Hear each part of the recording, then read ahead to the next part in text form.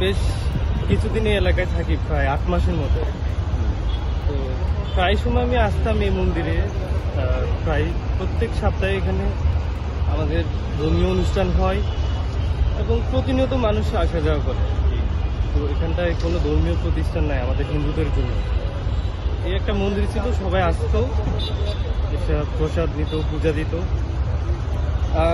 পরে শুনলাম এটা বাংলাদেশ রেলওয়ের জায়গা। তো ঠিক আছে, এটা রেলওয়ের জায়গা মানলাম, বাট এভাবে প্রতিমা সহ মন্দির ঘুরিয়ে দেওয়াটা আসলে আমার কাছে অন্তত পক্ষে মনে হয় না এটা সঠিক কাজ হয়েছে আর কি।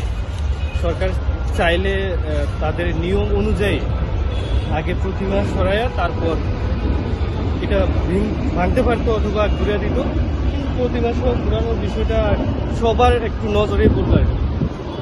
আর